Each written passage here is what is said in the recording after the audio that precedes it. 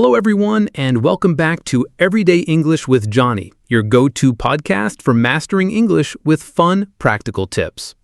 I'm your host, Johnny, and I'm thrilled to be joined by my amazing co-host, Rose. Hey, Rose. Hey, Johnny. Hi, listeners.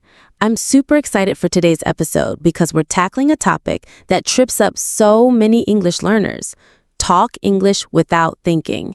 If you've ever hesitated, paused, or second-guessed yourself while speaking, this one's for you. Absolutely. Overthinking is like a roadblock to fluency. It makes conversations feel clunky and stressful. But don't worry, we're here to help you break free and start speaking English naturally and confidently without that mental editing holding you back. That's right. Today, we'll dive into why overthinking happens, how it affects your fluency, and most importantly, practical strategies and everyday activities to help you speak freely.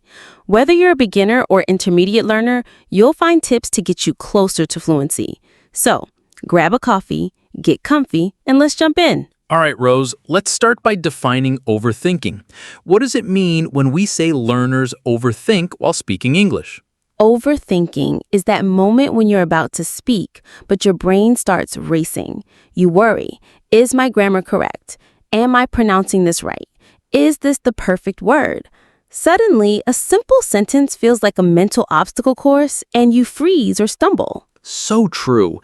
It's like your mind becomes a traffic jam of thoughts, and instead of speaking freely, you're stuck second-guessing every word.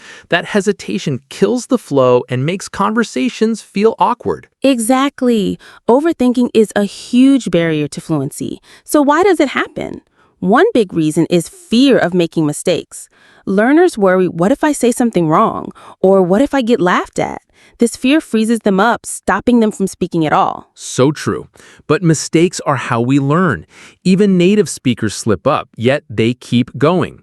Another blockage is fear of judgment. Learners think others will criticize their accent, grammar, or vocabulary, but most people are supportive, not judgmental. Exactly. People care about your message, not your perfection. Another big barrier is perfectionism. Learners want every sentence to be flawless, but that pressure makes them hesitate and lose fluency. It's a vicious cycle. The good news is you can break it by shifting your focus from perfection to communication. English is a tool to share ideas, not a test of grammar rules. Let's recap why overthinking happens. 1. Fear of making mistakes. 2. Fear of not being understood. 3. Perfectionism and pressure to be flawless. Johnny, understanding these causes is the first step to overcoming them.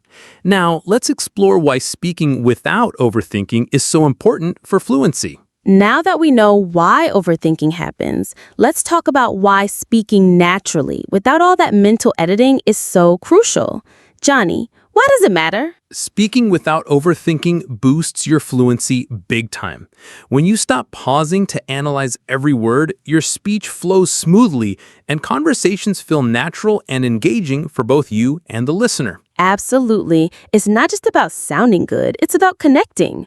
When you're stuck in your head, it's hard to listen and respond in the moment. But when you speak freely, you stay present, making conversations more enjoyable. Another huge benefit is confidence. When you let go of overthinking, you stop worrying about mistakes and start trusting your ability to communicate. That confidence motivates you to keep practicing and improving. And speaking naturally helps you avoid the translation trap. Many learners think in their native language and translate to English, which slows them down and makes sentences sound awkward. Speaking without thinking means thinking in English, which is a game changer. Exactly. It's about focusing on the message, not the mechanics. When you do that, you sound more authentic and people respond better because they feel your energy and intent, not just your words. Plus, speaking naturally makes you sound more like a native speaker. Native speakers don't pause to check grammar, they just talk. The more you practice this, the closer you get to that effortless flow. And here's the best part. When you stop overthinking, you actually enjoy conversations more. It's less about stress and more about connecting with others, which is what language is all about. Let's sum up the benefits. 1. Increase fluency with smoother speech. 2. Boosted confidence from trusting yourself. 3, avoiding translation for natural flow. 4, sounding more authentic and native-like. 5, enjoying conversations without stress. These benefits show why speaking without overthinking is so powerful. Now let's tackle those mental blockages causing overthinking. To speak without overthinking, we need to address the mental blockages holding us back. Rose, what's a common one? Fear of mistakes is huge. Learners worry, what if I say something wrong? Or what if I get laughed at? This fear freezes them up, stopping them from speaking at all. So true. But mistakes are how we learn. Even native speakers slip up, yet they keep going. Another blockage is fear of judgment. Learners think others will criticize their accent, grammar, or vocabulary, but most people are supportive, not judgmental. Exactly. People care about your message, not your perfection. Another big barrier is perfectionism. Learners want every sentence to be flawless, but that pressure makes them hesitate and lose fluency. And there's the pressure to sound native. Many learners think they need to mimic a native speaker perfectly, but you don't.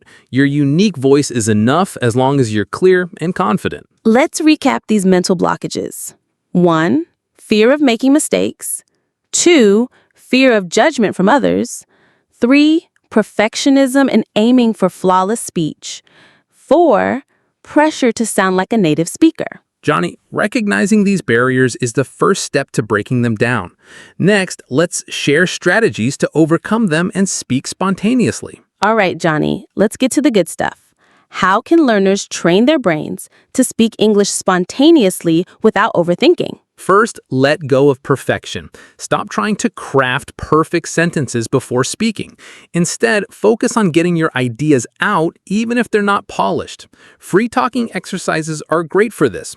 Set a timer for 2 minutes and talk about anything in English without pausing. Love that. Just let the words flow, mistakes and all. Another technique, shadowing. Listen to a native speaker on a podcast, video, or show and repeat their words, tone, and rhythm right away. It trains your brain to react quickly without overanalyzing. Shadowing is like a fluency workout. Another strategy, chunking. Instead of thinking word by word, learn phrases as single units. For example, don't think I plus want plus to plus go. Think I want to go as one chunk.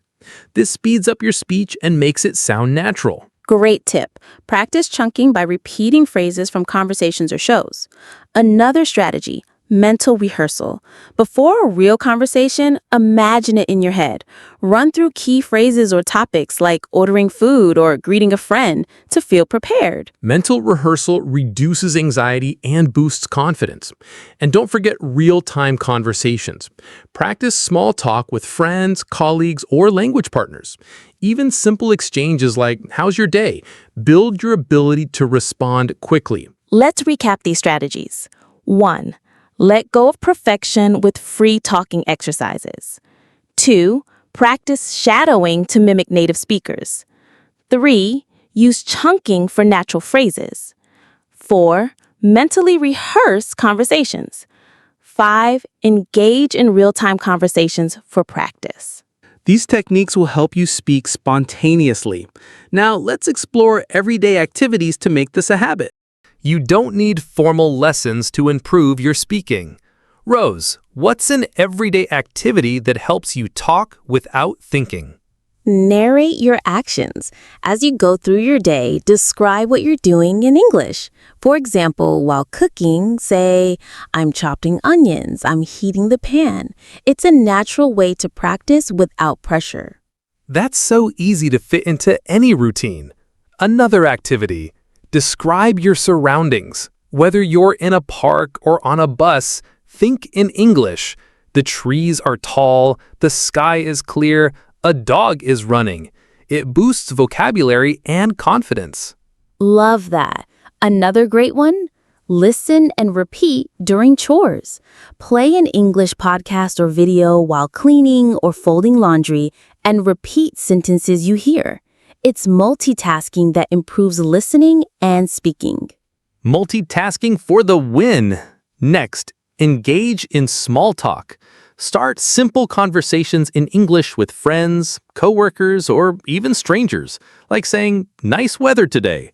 These quick exchanges build real-world fluency. And don't forget thinking in English. When planning your day or making decisions, do it in English.